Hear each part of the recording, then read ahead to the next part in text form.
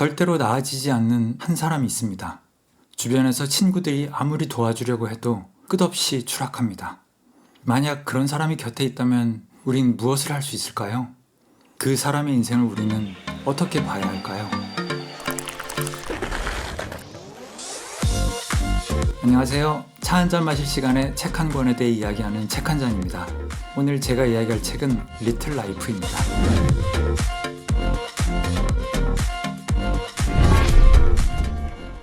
리틀 라이프는 한야 야나기하라의 2015년 소설이고요. 출간 당시에 언론과 평단으로부터 어마어마한 찬사를 받았던 책입니다.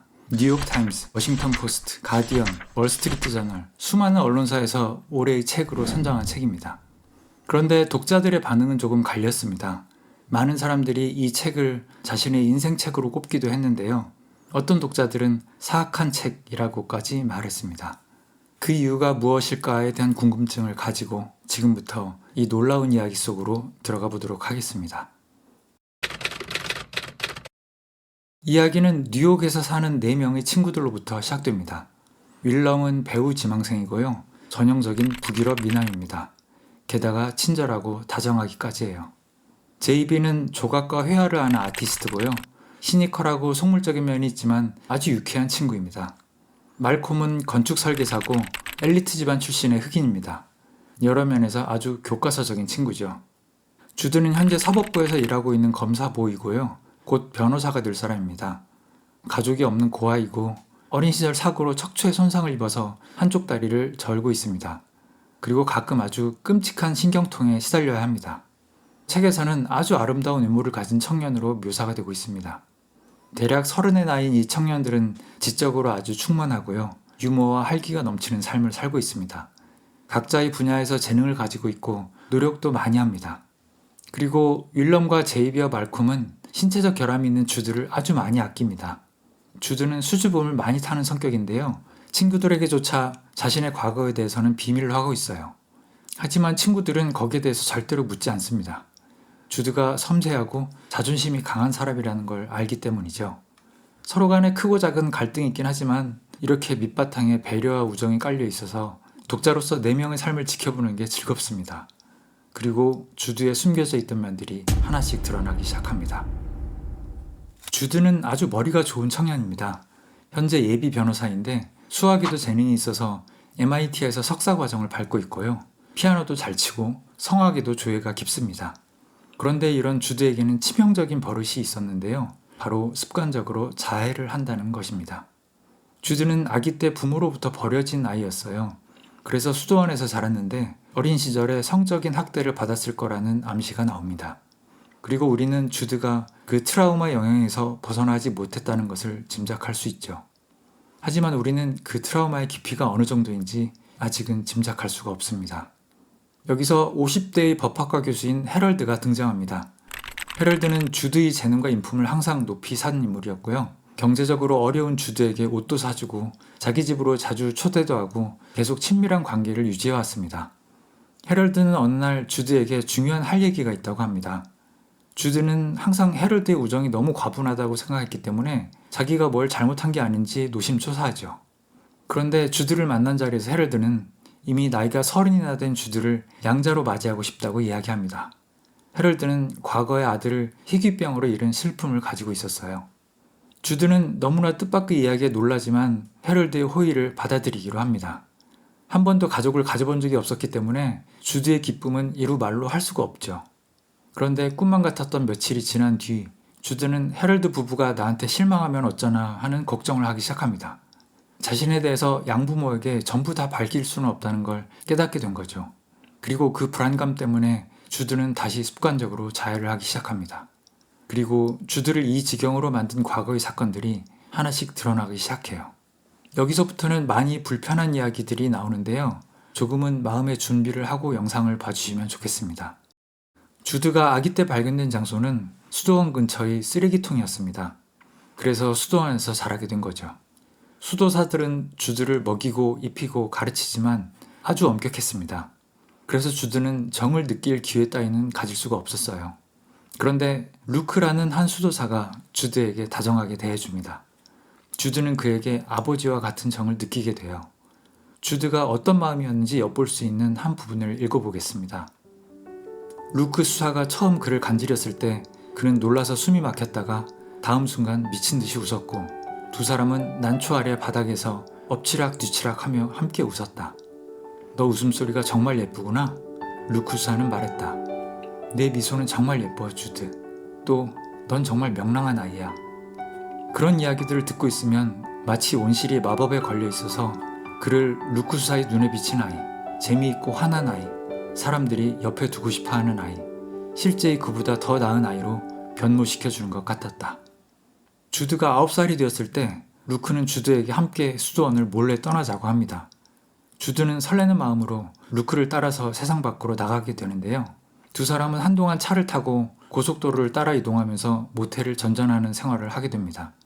그런데 얼마 후 루크는 돈이 다 떨어졌다면서 주드에게 돈을 벌도록 도와달라고 해요. 당연히 주드는 자기 때문에 고생을 하는 루크를 돕고 싶어 합니다. 그리고 루크는 모텔 방에서 소아 성애자들이 주드와 관계를 갖도록 알선하게 됩니다. 주드는 자기가 무엇을 하는지도 잘 모르면서 3년이나 되는 세월을 그렇게 보냅니다.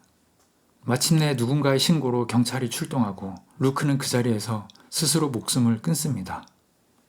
주드는 위탁시설로 보내지게 되는데요. 한동안은 괜찮았지만 거기서 결국 또 학대를 당합니다.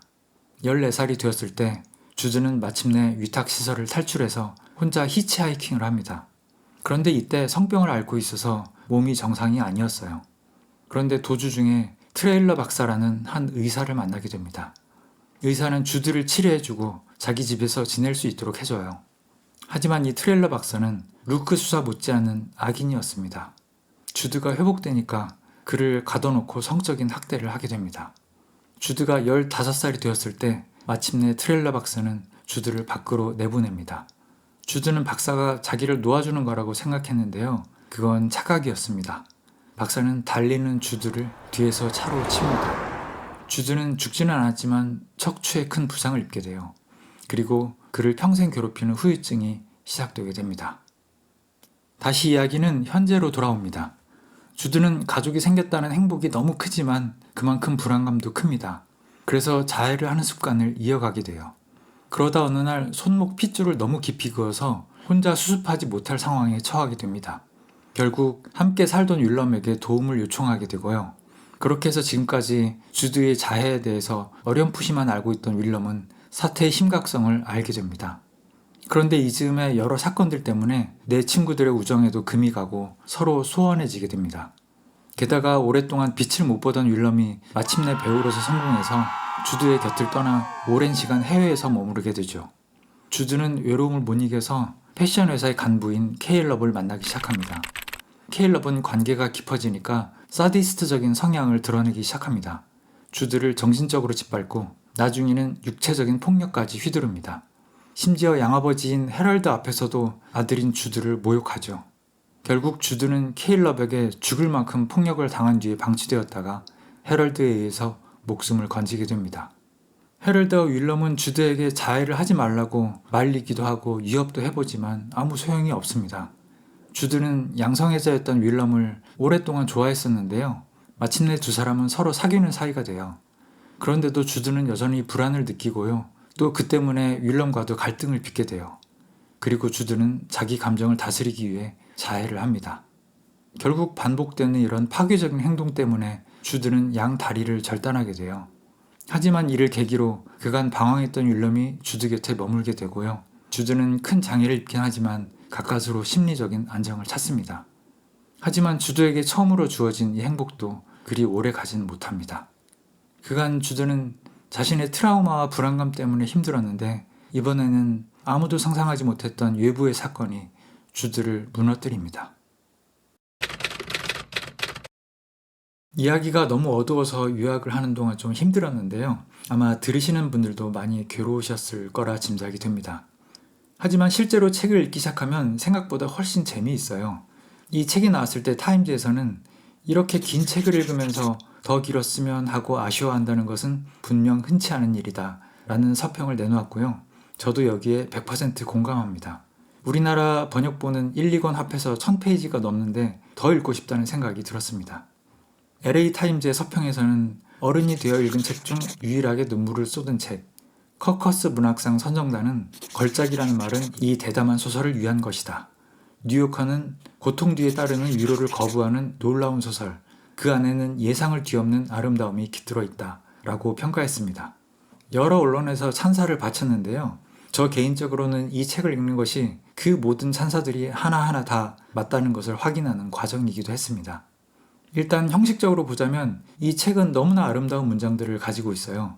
인물을 깊이 파고들지만 감상적으로 빠지지 않고 사건과 감정을 가감 없이 하지만 굉장히 풍부한 표현으로 보여줍니다.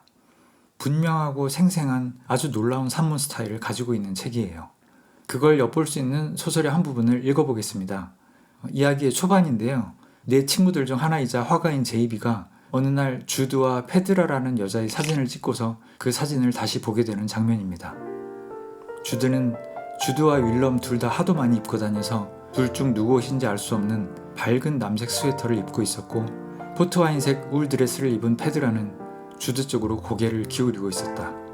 페드라의 검은 머리 때문에 주드는 더 하얘 보였고 아래의 울퉁불퉁한 청록색 소파와 대조되어 두 사람은 보석처럼 환하게 빛났다. 안색이 방금 핥은 것처럼 영롱했고 피부는 감미로워 보였다. 누구라도 그리고 싶어 할 색들이었다. 그래서 그는 그렸다. 제가 줄거리 요약을 하느라 주드의 과거 이야기를 많이 했는데 사실 소설의 상당 부분은 현재에 대한 것입니다. 주드의 현재에서는 그를 아끼고 사랑하는 사람들이 너무나 많습니다. 이들이 보여주는 배려와 마음 씀씀이 때문에 평범한 장면들이 아주 빛나는 장면으로 바뀌는 경우가 많습니다. 독자는 읽으면서 묘하게도 자기가 치유받는다는 느낌까지 들게 돼요. 소설 속에서 주드는 왜 자해를 하느냐는 질문을 받으면 자기 삶을 통제하기 위해서라고 대답합니다. 물론 주변 사람들은 그게 말도 안 되는 대답이라고 생각하죠.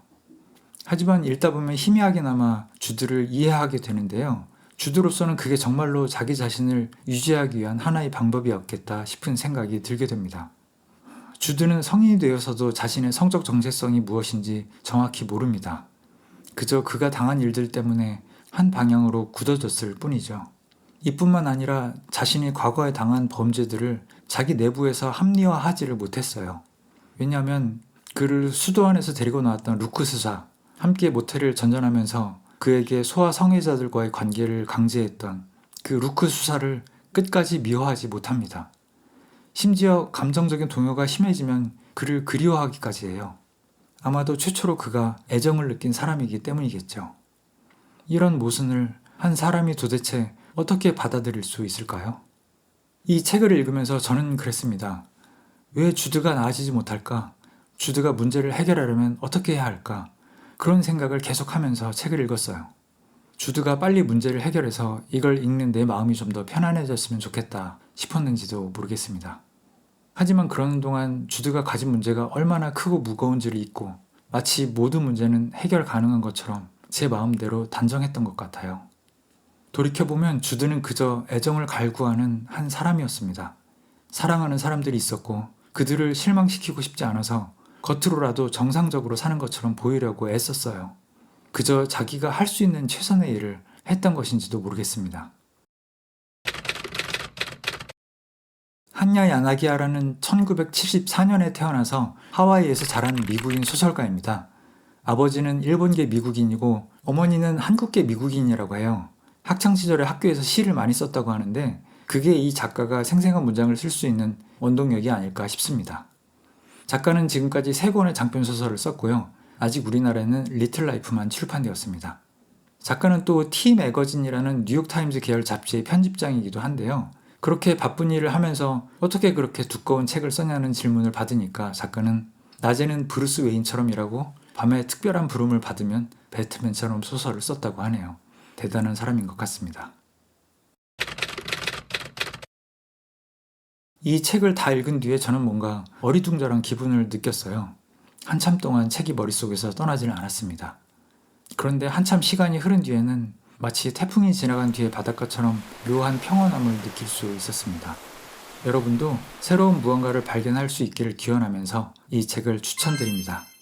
이 책에 덧붙여서 추천하고 싶은 책이 있는데요. 자해를 하는 마음과 우리는 자살을 모른다 입니다. 2권 다 임상심리 전문가인 임민경 님이 쓰신 책입니다. 여기서 실예로서 리틀 라이프의 주드가 등장하기도 하는데요. 좋은 책들이니까 저처럼 소설을 다 읽은 뒤에 주드에 대해 더 알고 싶다고 생각하시는 분들은 찾아보셔도 좋을 것 같습니다. 오늘은 여기서 마무리하겠습니다. 다음에 더 좋은 이야기로 찾아뵙겠습니다. 감사합니다.